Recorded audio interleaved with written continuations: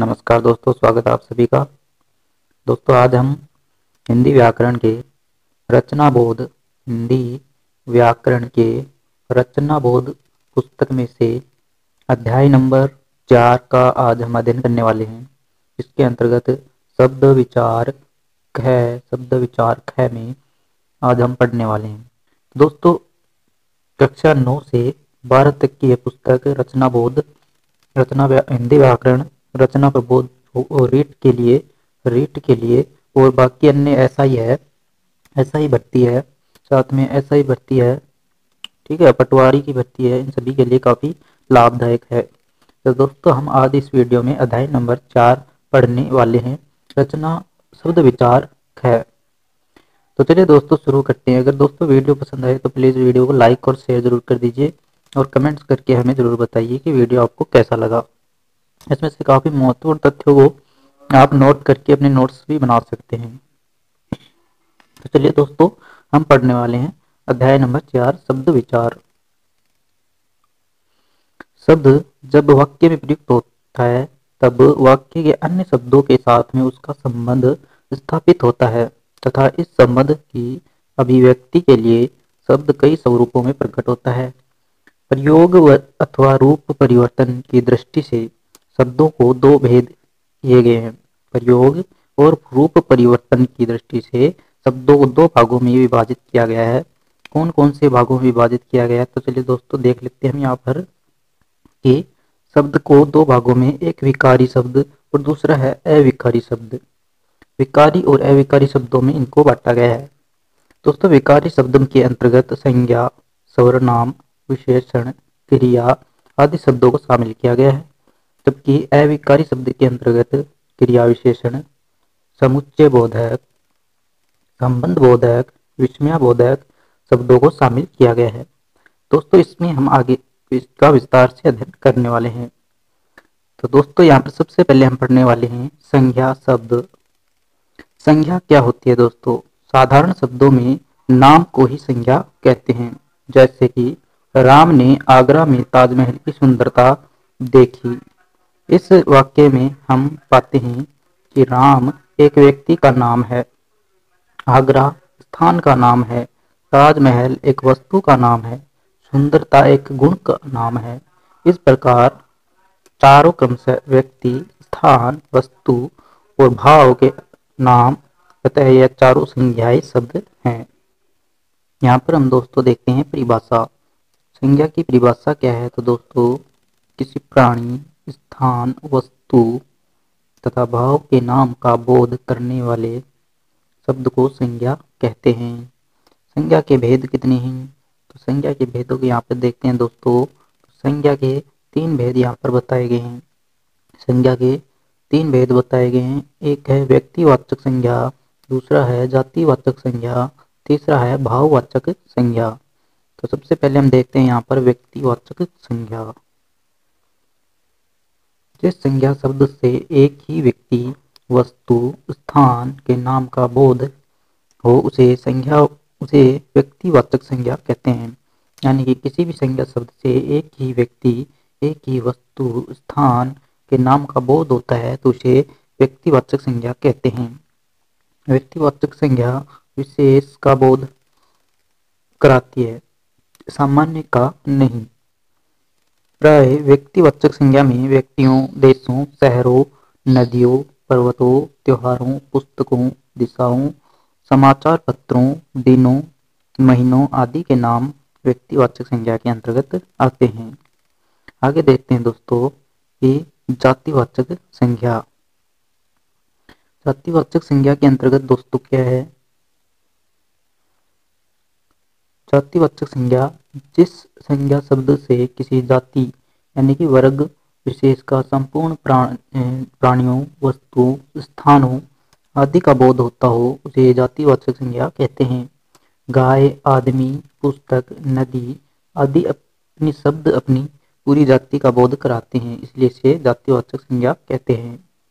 प्राय जातिवाचक संज्ञा में वस्तुओं, पशु पक्षियों, फल फूल, धातुओं, व्यवसाय संबंधी व्यक्तियों, नगर, शहर, गांव, परिवार, भीड़ जैसे समूहवाची शब्दों के नाम आते हैं। भाववाचक संज्ञा, जिस संज्ञा शब्द में प्राणियों या वस्तुओं के गुण, धर्म, दशा, कार्य, मनोभाव आदि का बोध हो उसे भाववाचक संज्ञा कहते हैं। प्राय गुण, दोष, अवस्था, व्यापार, अमूर्त भाव तथा किसी भाववाचक संज्ञा के अंतर्गत आते हैं। भाववाचक संज्ञा की रचना मुख्य रूप से 5 प्रकार के शब्दों से होती है। तो यहाँ पर जातिवाचक संज्ञा से, सर्वनाम से, विशेषण से, क्रिया से, अवयव से, ये 5 प्रकार के शब्दों से भाववाचक संज्ञा की रचना की जाती है।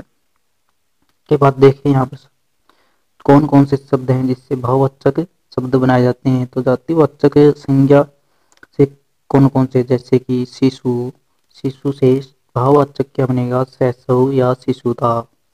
विद्वान है तो एक जातिवाचक संज्ञा है जिससे विद्वता भाववाचक संज्ञा बनेगा। इसी प्रकार से दोस्तों मित्र से मित्रता, पशु से पशुता, पुरुष से पुरुषत्व, सती से सतीत्व, लड़का से लड़कपन, गुरु से गौरव, गुरु से गौरव, बच्चा से बचपन, सज्जन से सज्जनता, आदमी से आदमियत, इंसान से इंसानियत, दानव से दानवता, बूढ़ा से बुढ़ापा, बंधु से बंधुत्व।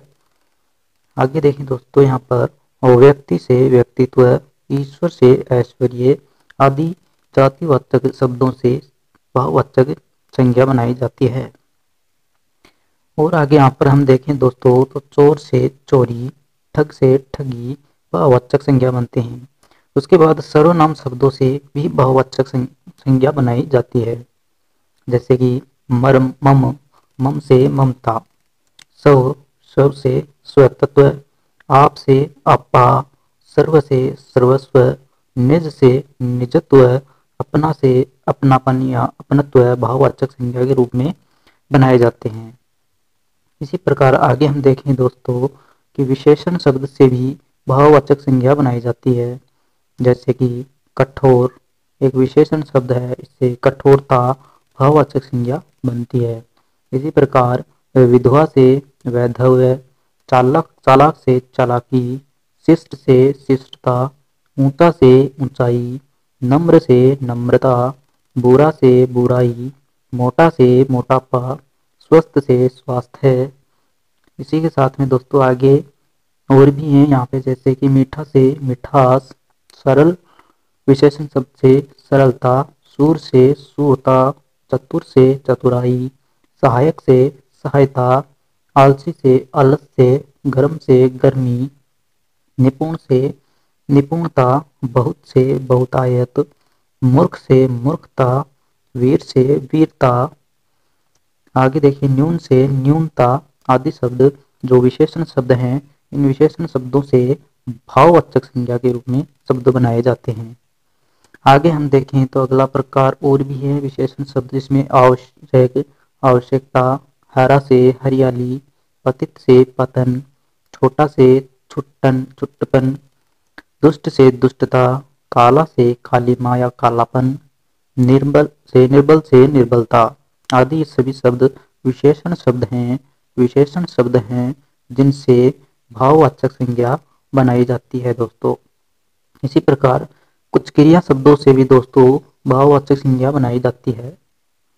तो क्रिया शब्द कौन कौन से हैं, जैसे कि सुनना, सुनना से भाववाचक क्या बनेगा, सुनवाई, गिरना से गिरावट। इसी प्रकार चलना से चाल, कमाना से कमाई, बैठना से बैठक, पहचानना से पहचान, खेलना से खेल, जीना से जीवन, चमकना से चमक आदि जो क्रिया शब्द हैं उनसे भाववाचक संज्ञा शब्द बनाए जाते हैं। इसी प्रकार आगे हम वो देखें तो सजाना है सजावट हो जाएगा, लिखना से लिखावट, पढ़ना से पढ़ाई, जमना से जमाओ, पूजना से पूजा, हंसना से हंसी, गूंजना से गुंज, जलना से जलन, भूलना से भूल, गाना से गान, उड़ना से उड़ान जो भाववाचक संज्ञा के रूप में शब्द बनाए जाते हैं। इसी प्रकार हारना से हार, थकना से थकावट या थकान, पीना से पान, बिकना से बिक्री आदि जो क्रिया शब्द हैं उनसे भाववाचक संज्ञा बनाए जाते हैं। आगे हम देखें दोस्तों तो अगला जो पांचवा प्रकार है जिससे भाववाचक शब्दों की रचना होती है वो है अवयव शब्द। अवयव शब्द जिसमें दूर, दूर से भाववाचक संज्ञा बनेगी दूरी, ऊपर से ऊपरी, धिक से धिक्कार, शीघ्र से शीघ्रता, मना से मनाही, निकट से निकटता, नीचे से निचाई, समीप से समीप, सामीप्य। जो अवयव शब्द हैं ये अवयव शब्दों से भाववाचक संज्ञा बनाई जाती है दोस्तों। आगे हम देखें दोस्तों तो ये थे संज्ञा शब्द जो संज्ञा के तीन भाव थे। यहाँ पर संज्ञा के तीन, व्यक्तिवाचक, जातिवाचक और कौन सा भाववाचक शब्द। उसके बाद हम दोस्तों देखते हैं अगला जो विकारी शब्द है उनमें सर्वनाम। सर्वनाम भाषा में सुंदरता, ध्यान से पढ़ना है दोस्तों, भाषा में सुंदरता, संक्षिप्तता, पुनरुत्व, दोष से बचने के लिए संज्ञा के स्थान पर, किसके स्थान पर, संज्ञा के स्थान पर जिस शब्द का प्रयोग किया जाता है वह सर्वनाम होता है। सर्वनाम का शाब्दिक अर्थ है सबका नाम, अर्थात सभी संज्ञाओं के स्थान पर प्रयुक्त होने वाले शब्द सर्वनाम कहलाते हैं। इससे वाक्य सहज सरल हो जाता है। जैसे सीता आज साला नहीं आई क्योंकि सीता बीमार है। इसके स्थान पर यदि यह कहा जाए कि सीता आज साला नहीं आई क्योंकि वह बीमार है तो सर्वनाम के प्रयोग से यह वाक्य अधिक सरल और सुंदर बन जाएगा। सर्वनाम की परिभाषा हम यहाँ पर देखें तो संज्ञा के स्थान पर प्रयुक्त होने वाले शब्दों को सर्वनाम कहते हैं। जैसे मैं, तुम, वह, हम, आप, उसका आदि शब्दों को सर्वनाम कहा जाएगा। सर्वनाम के भेद कितने हैं दोस्तों तो हम यहाँ पर देखें तो सर्वनाम के निम्नलिखित 6 भेद है। कितने भेद पाए जाते हैं? 6 भेद पाए जाते हैं सर्वनाम के। तो यहाँ पे सर्वनाम के 6 भेद कौन कौन से हैं तो पुरुषवाचक, निश्चयवाचक, अनिश्चयवाचक, संबंधवाचक, प्रश्नवाचक, निजवाचक। दोस्तों कौन कौन से हैं? पुरुषवाचक, निश्चयवाचक, अनिश्चयवाचक, संबंधवाचक, प्रश्नवाचक और निजवाचक। यहाँ पर दोस्तों पुरुषवाचक को भी अलग अलग भागों में विभाजित किया गया है। उत्तम पुरुष, मध्यम पुरुष और अन्य पुरुष। उत्तम पुरुष के अंतर्गत में, हम, जो, सो है। मध्यम पुरुष के अंतर्गत तुम, आप, उसका, कौन आदि शब्दों को लिया जाता है। अन्य पुरुष में वह, वे, किसको, किससे, स्वयं, स्वतः आदि शब्दों को लिया जाता है। दोस्तों विस्तार से हम यहाँ पर इन शब्दों का अध्ययन करने वाले हैं। दोस्तों अगर वीडियो पसंद आ रहा है तो प्लीज वीडियो को लाइक कर दीजिए और चैनल को सब्सक्राइब जरूर कर लीजिए दोस्तों। उसके बाद दोस्तों यहाँ पर पुरुषवाचक सर्वनाम, जिस सर्वनामों का प्रयोग कहने वाले, सुनने वाले व जिसके विषय में कहा जाए के स्थान पर किया जाता है उन्हें पुरुषवाचक सर्वनाम कहते हैं। दोस्तों जिन सर्वनाम शब्दों का प्रयोग कहने वाले या फिर सुनने वाले या जिसके विषय में कहा जाता है के स्थान पर किया जाता है उन्हें पुरुषवाचक सर्वनाम कहते हैं। पुरुषवाचक सर्वनाम 3 प्रकार के होते हैं दोस्तों। तो यहाँ पर 3 प्रकार के पुरुषवाचक सर्वनाम होते हैं जिनमें कौन कौन से हैं? पहला है उत्तम पुरुष, बोलने वाला या लिखने वाला व्यक्ति अपने जिन सर्वनामों का प्रयोग करता है वे उत्तम पुरुष सर्वनाम कहलाते हैं। जैसे कि मैं, हम सब, हम लोग आदि ये सभी उत्तम पुरुष की श्रेणी में आते हैं। मध्यम पुरुष है जिसे संबोधित करते हुए कहा जाए, याद रखना है दोस्तों, मध्यम पुरुष जिसको संबोधित करके कुछ कहा जाता है, जिससे बातें की जाती हैं, उसके नाम के बदले में प्रयुक्त होने वाले सर्वनाम जो शब्द हैं उनको मध्यम पुरुष कहते हैं। जैसे तुम, आप लोग, आप सब आदि शब्द।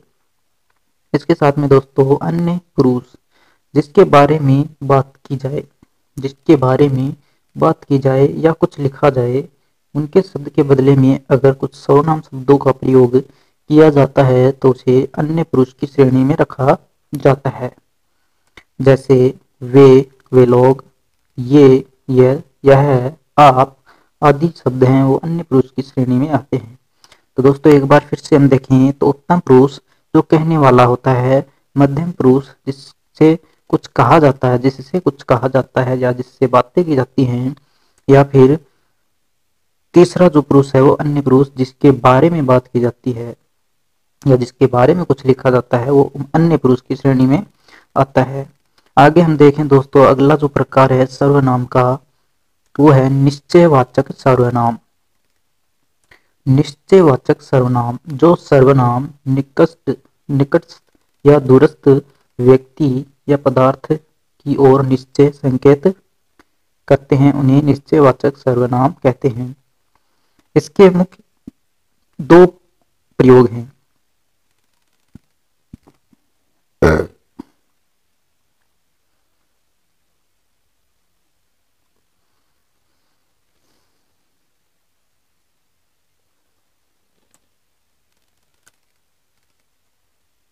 निकट की वस्तुओं के लिए यह, यह या ये निकट की वस्तु के लिए जब प्रयोग किया जाता है तो यह या ये शब्द निश्चयवाचक के रूप में किया जाता है। इसके साथ में दोस्तों दूर की वस्तुओं के लिए वह है, वे आदि शब्दों का प्रयोग किया जाता है।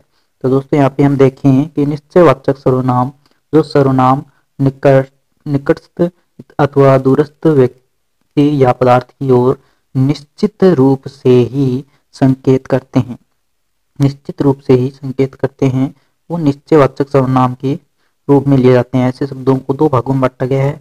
एक है निकट वस्तुओं के लिए जिनका प्रयोग किया जाता है जैसे कि यह और ये, और दूसरा है दूर की वस्तुओं के लिए जैसे कि वह या वे शब्द हैं वो निश्चयवाचक सर्वनाम में आते हैं। इसके साथ में अगला है दोस्तों यहाँ पर अनिश्चयवाचक सर्वनाम। जिस सर्वनाम से किसी ऐसे व्यक्ति या पदार्थ का बोध होता हो जिसके विषय में निश्चित सूचना नहीं मिलती है, यानी कि जिसके विषय में हम बातें कर रहे हैं, जिसके विषय में हम कुछ कह रहे हैं, उसके बारे में हमारे जो सर्वनाम शब्द हैं उनसे हमें निश्चित कोई सूचना नहीं मिलती कि हम किसके बारे में बातें कर रहे हैं, तो ऐसे शब्दों को अनिश्चयवाचक सर्वनाम कहा जाता है। जैसे कि कुछ, कोई आदि शब्द। कोई सर्वनाम का प्रयोग प्राणीवाचक सर्वनाम के लिए होता है। कोई शब्द का प्रयोग है वो प्राणीवाचक सर्वनाम के लिए होता है, जैसे कोई उसे बुला रहा है। कुछ सर्वनाम का प्रयोग वस्तु के लिए होता है। कुछ का प्रयोग किसके लिए होता है? वस्तु के लिए होता है, जैसे कि पानी में कुछ है, घी में कुछ मिला हुआ है आदि। उसके बाद दोस्तों अगला प्रकार हम पढ़ने वाले हैं यहाँ पर संबंधवाचक सर्वनाम।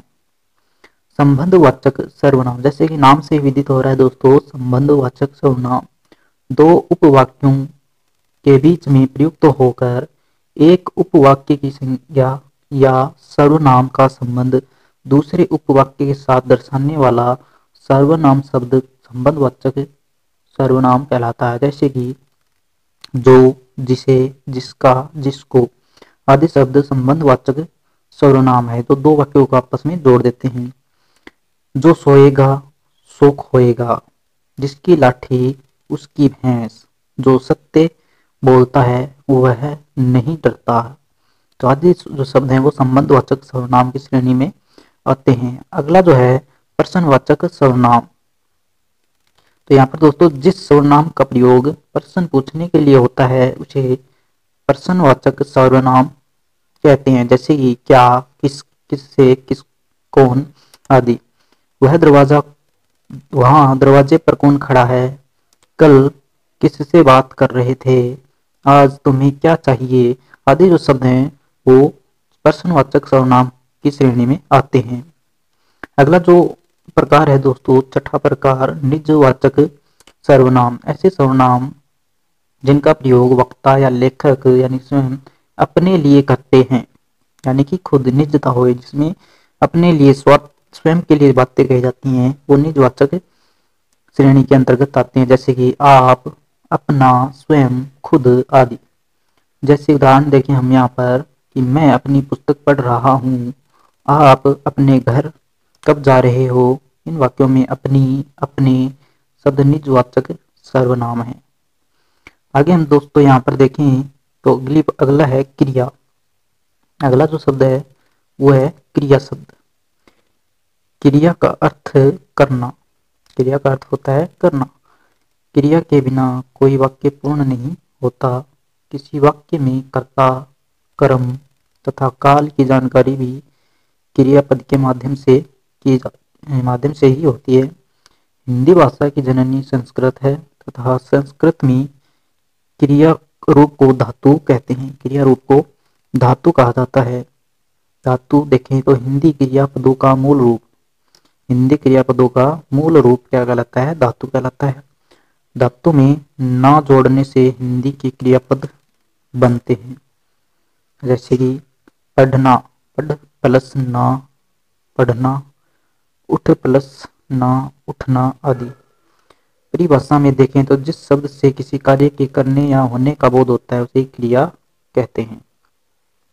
क्रिया के भेद देखें तो क्रिया के भेद क्रम के आधार पर, संरचना के आधार पर, काल के आधार पर। क्रिया के क्रम के आधार पर क्रिया को सक्रामक व अक्रामक में बांटा गया है। क्रिया क्रम के आधार पर क्रिया को सक्रामक व अक्रामक में बांटा गया है। अक्रमक को एक क्रमक या द्विक्रमक के रूप में बांटा गया है। इसी प्रकार संरचना यानी कि बनावट के आधार पर देखें तो संयुक्त क्रिया, नाम धातु क्रिया, प्रेरणार्थक क्रिया, पूर्वकालिक क्रिया, कृदंत क्रिया, 5 भागों में इनको बांटा गया है। संरचना के आधार पर, काल के आधार पर भूतकालिक क्रिया, वर्तमान कालिक क्रिया, भविष्यकालिक क्रिया के रूप में क्रिया को बांटा गया है। इसके विस्तार रूप में हम देखें यहाँ पर तो क्रम के आधार पर क्रिया शब्द का फल किस पर पड़ रहा है। क्रम के आधार पर देखें तो क्रिया शब्द का जो फल है वह किस पर पड़ रहा है, वह किससे प्रभावित कर रहा है। इस आधार पर किया जाने वाला भेद क्रम के आधार पर क्रिया के भेद के अंतर्गत आता है। इस आधार पर क्रिया के प्रमुख 2 भेद हैं, सक्रामक क्रिया, स अर्थात सहित, अतः सक्रामक का अर्थ है कर्म के साथ। परिभाषा देखें तो जिस क्रिया का फल कर्ता को छोड़कर कर्म पर पड़े, जिस क्रिया का फल कर्ता को छोड़कर कर्म पर पड़े वह सक्रामक क्रिया कहलाती है। जैसे कि बच्चा चित्र बना रहा है, यहाँ गीता सितार बजा रही है। अतः यदि प्रश्न किए जाए कि बच्चा क्या बना रहा है तो उत्तर होगा चित्र यानी कि क्रम। क्रम क्या हो गया इसमें? चित्र होगा। गीता क्या बजा रही है तो उत्तर होगा सितार। तो यहाँ पर सितार कर्म हो गया। अतः सक्रामक क्रिया के 2 भेद होते हैं। एक कर्मक, जिस वाक्य में क्रिया के साथ एक कर्म प्रयुक्त हो उसे एक कर्मक क्रिया कहते हैं। जैसे माँ पढ़ रही है, यहाँ माँ के द्वारा एक ही कर्म यानी कि पढ़ना हो रहा है। इसके साथ आगे देखें तो द्विक्रमक क्रिया, जिस वाक्य में क्रिया के साथ 2 क्रम प्रयुक्त हों उसे द्विकारक क्रिया कहते हैं। जैसे कि अध्यापक छात्रों को कंप्यूटर सिखा रहे हैं। क्या सिखा रहे हैं? कंप्यूटर। किसे सिखा रहे हैं? तो छात्रों को। तो इस प्रकार 2 क्रम एक साथ घटित हो रहे हैं। एक बार देखें तो अध्यापक छात्रों को कंप्यूटर सिखा रहे हैं। क्या सिखा रहे हैं? कंप्यूटर सिखा रहे हैं। किसे सिखा रहे हैं? छात्रों को सिखा रहे हैं। इस प्रकार 2 क्रम एक साथ घटित हो रहे हैं। अक्रमक क्रिया, जिस वाक्य में क्रिया का प्रभाव या फल केवल कर्ता पर ही पड़ता हो, क्रम की वहां संभावना नहीं रहती, उसे अक्रमक क्रिया कहते हैं। जैसे कि आशा सोती है, तो ये एक अक्रमक क्रिया हो गई। इस प्रकार आगे हम देखें तो संरचना के आधार पर वाक्य में क्रिया का प्रयोग कहाँ किया जा रहा है, किस रूप में किया जा रहा है, के आधार पर किए जाने वाले भेद संरचना के आधार पर कहलाते हैं। इसके 5 प्रकार होते हैं। पहला है संयुक्त क्रिया। जब दो या दो से अधिक भिन्न अर्थ रखने वाले क्रियाओं का मेल हो उसे संयुक्त क्रिया कहते हैं। जैसे कि अतिथि आने पर स्वागत करो। इस वाक्य में आने आने मुख्य क्रिया है। आने की जो क्रिया है वो मुख्य क्रिया है। स्वागत करो सहायक क्रिया है। इस प्रकार मुख्य एवं सहायक क्रिया दोनों का संयोग है यहाँ पर, अतः इसे संयुक्त क्रिया कहते हैं। मुख्य क्रिया के साथ सहायक क्रिया एक से अधिक भी हो सकती हैं। उसके बाद में दूसरा जो प्रकार है संरचना के आधार पर वो है नाम धातु क्रिया। संज्ञा सर्वनाम विशेषण शब्द जब किसी क्रिया धातु की तरह प्रयुक्त होते हैं उसे नाम धातु क्रिया कहते हैं। अर्थात संज्ञा सर्वनाम विशेषण जब शब्द हैं वो सब किसी क्रिया धातु की तरह प्रयुक्त होते हैं तो उन्हें नाम धातु क्रिया कहते हैं। इन नाम धातु शब्दों में जब प्रत्यय लगाकर क्रिया का निर्माण किया जाता है तब वे शब्द नाम धातु क्रिया कहलाते हैं। जैसे कि हाथ एक संज्ञा शब्द है, हथिया नाम धातु हो जाएगा और हथियाना क्रिया हो जाएगी। जैसे कि नरेश ने सुरेश का कमरा हथिया लिया। नरेश ने सुरेश का कमरा हथिया लिया। अपना सर्वनाम है, अपना नाम धातु है, अपनाना क्रिया है। जैसे कि विनीत सुनीता के विवाह की जिम्मेदारी को अपना चुका है। दूसरा अगर देखें तो प्रेरणार्थक क्रिया। जब कर्ता स्वयं कार्य का संपादन न करे, किसी दूसरे को करने के लिए प्रेरित करे या करवाए उसे प्रेरणार्थक क्रिया कहते हैं। जैसे कि सरपंच ने गांव में तालाब बनवाया। इसमें सरपंच ने स्वयं कार्य नहीं किया बल्कि अन्य लोगों को प्रेरित कर उनसे तालाब का निर्माण करवाया, अतः यहाँ प्रेरणार्थक क्रिया है। अगला जो प्रकार है वो है पूर्वकालिक क्रिया। पूर्वकालिक क्रिया जब किसी वाक्य में दो क्रियाएं प्रयुक्त हुई हों तथा उनमें से एक क्रिया दूसरी क्रिया से पहले संपन्न हुई हो तो पहले संपन्न होने वाली क्रिया पूर्वकालिक क्रिया कहलाती है। अर्थात जब किसी वाक्य में दो क्रियाएं प्रयुक्त होती, दो क्रियाएं हो रही हो तथा उनमें से एक क्रिया दूसरी क्रिया से पहले संपन्न हो चुकी हो यानी हो गई हो तो पहले वाली संपन्न होने वाली जो क्रिया है वह पूर्वकालिक क्रिया कहलाती है। इन क्रियाओं में लिंग, वचन, पुरुष, काल आदि का कोई प्रभाव नहीं पड़ता है। ये अवयव तथा क्रिया विशेषण के रूप में प्रयुक्त होती हैं। मूल धातु में कर लगाने से सामान्य क्रिया को पूर्वकालिक क्रिया का रूप दिया जा सकता है। जैसे हम देखें उदाहरण के तौर पर बलवीर खेल कर पढ़ने बैठेगा, वह पढ़कर सो गया।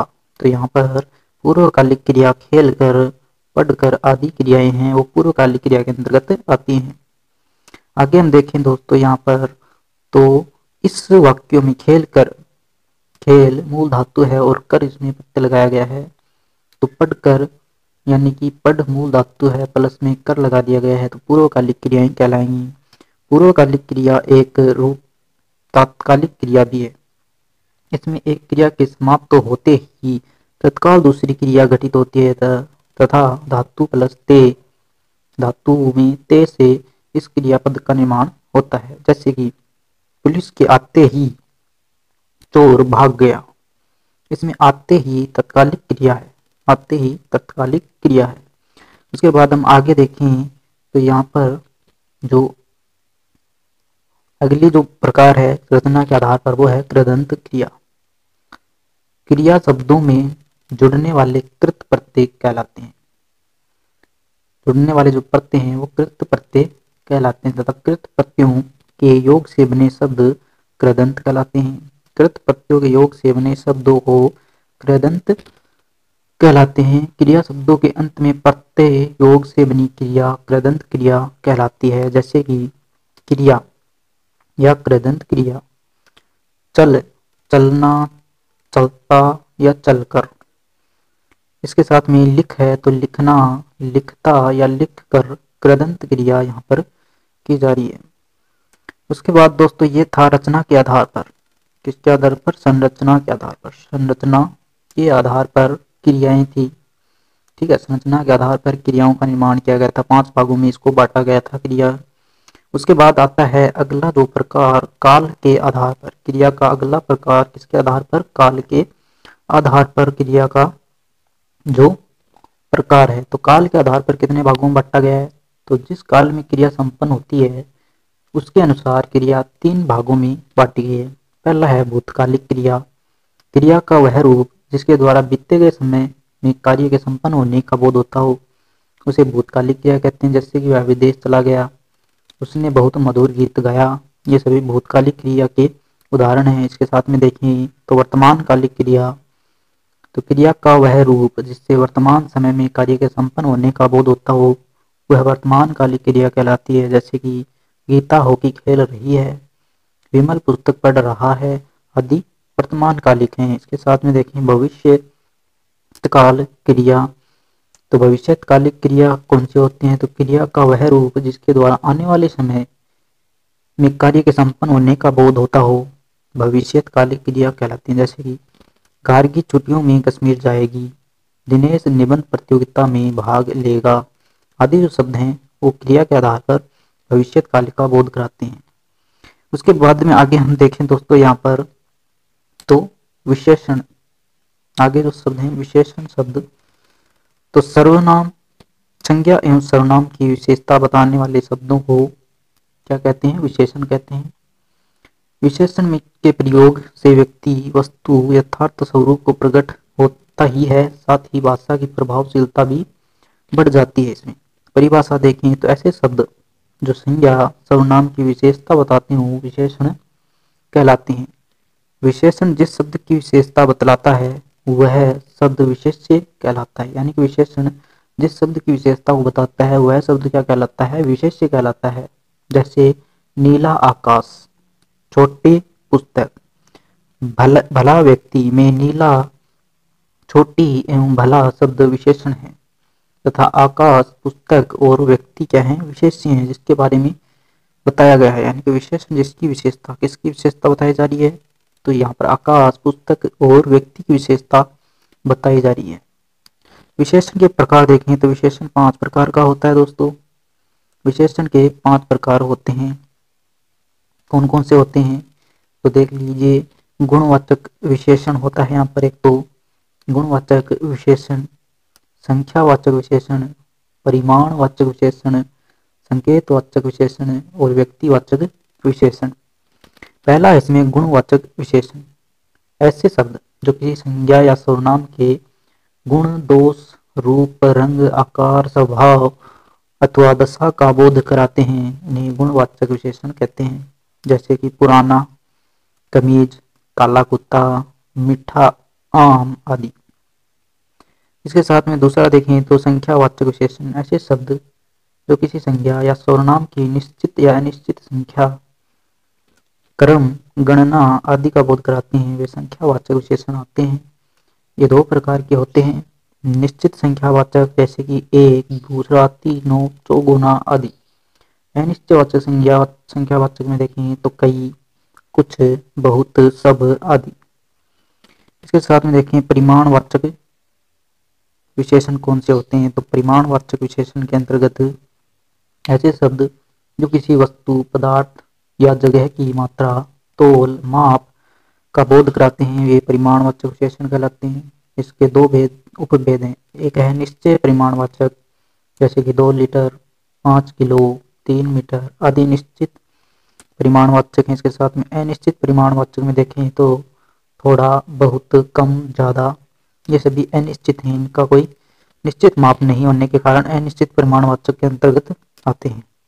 अगला जो विशेषण है वो संकेतवाचक है, ऐसे शब्द जो सर्वनाम है किंतु वाक्य में विशेषण के रूप में प्रयुक्त हो रहे हैं, अर्थात संज्ञा की विशेषता प्रकट कर रहे हैं। सर्वनाम शब्द हैं लेकिन विशेषण के रूप में वाक्य में प्रयोग किए जा रहे हैं जो संज्ञा की विशेषता को प्रकट कर रहे हैं, वे संकेतवाचक विशेषण कहलाते हैं। क्योंकि मूल रूप में ये सर्वनाम है, इसलिए विशेषण सार्वनामिक विशेषण भी कहलाते हैं। इसीलिए संकेतवाचक जो विशेषण है उसको सार्वनामिक विशेषण भी कहलाते हैं। जैसे कि इस गेंद को मत फेंको, उस पुस्तक को पढ़ो, कोई सज्जन आए हैं। इन वाक्यों में इस, उस और कोई शब्द सार्वनामिक या संकेतवाचक विशेषण है। इसके बाद में हम देखें तो व्यक्तिवाचक सर्वनाम, व्यक्तिवाचक विशेषण। ऐसे शब्द जो मूल रूप से व्यक्तिवाचक संज्ञा किंतु वाक्य में विशेषण का कार्य कर रहे हैं उन्हें व्यक्तिवाचक विशेषण कहते हैं। मूल रूप में व्यक्तिवाचक संज्ञा का रूप लिए हुए हैं किंतु विशेषण का कार्य कर रहे हैं उन्हें व्यक्तिवाचक विशेषण कहते हैं। यद्यपि ये स्वयं संज्ञा शब्द हैं किंतु वाक्य के अन्य संज्ञा शब्दों की विशेषता ये बता रहे होते हैं यहाँ पर। जैसे कि बनारसी साड़ी, कश्मीरी सेब, बीकानेरी भुजिया आदि। इनमें बनारसी, कश्मीरी, बीकानेरी ऐसी संज्ञा शब्द हैं जो यहाँ पर विशेषण के रूप में प्रयुक्त हुए हैं। उसके बाद दोस्तों प्रविशेषण भी होता है, एक ऐसे शब्द जो विशेषण की विशेषता बताते हैं। जो विशेषण की विशेषता बताते हैं उन्हें प्रविशेषण कहते हैं। जैसे कि वह बहुत परिश्रमी है, शीला अति विनम्र लड़की है। इन दोनों वाक्यों में परिश्रमी व विनम्र विशेषण है तथा बहुत व अति प्रविशेषण है। बहुत व अति प्रविशेषण कहलाते हैं। दोस्तों यहाँ पर विशेषण की रचना की बात करें तो विशेषण की रचना किस प्रकार होती है, तो कुछ शब्द मूल रूप में विशेषण ही होते हैं किंतु कुछ संज्ञा, सर्वनाम, क्रिया या अवयव शब्दों के साथ प्रत्यय जोड़कर विशेषण भी बना दिए जाते हैं।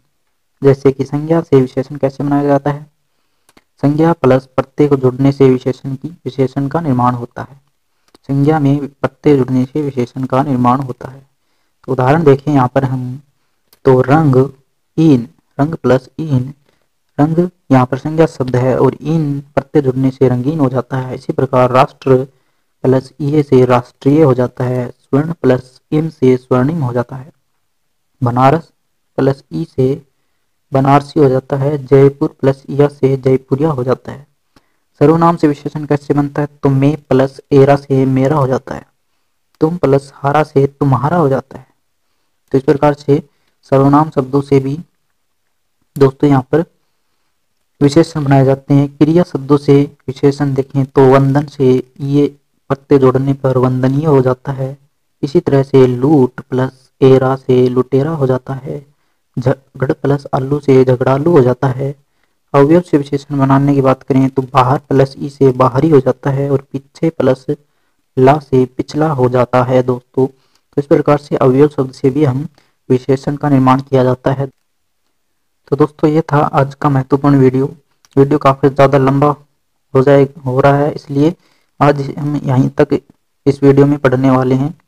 कल हम पढ़ने वाले हैं दोस्तों यहाँ पर जो विकारी शब्द हैं उनके बारे में। आज हमने विकारी शब्दों के बारे में पढ़ा, कल हम अविकारी शब्दों के बारे में भी पढ़ेंगे। तो दोस्तों शब्द विचार के अंतर्गत आज हमने यहाँ पर विकारी शब्दों को पढ़ा, जिसमें हमने संज्ञा, सर्वनाम, ठीक है, और क्रिया और विशेषण के बारे में पढ़ा है। क्रिया और विशेषण के बारे में हमने आज पढ़ा है। दोस्तों वीडियो आपको कैसा लगा, प्लीज़ वीडियो कमेंट्स करके हमें ज़रूर बताइए। कमेंट कीजिए और बताइए कि वीडियो आपको कैसा लगा। अगर अच्छा लगा है तो प्लीज़ वीडियो को लाइक और शेयर जरूर करना न भूलें, ठीक है। तो दोस्तों धन्यवाद आज के लिए।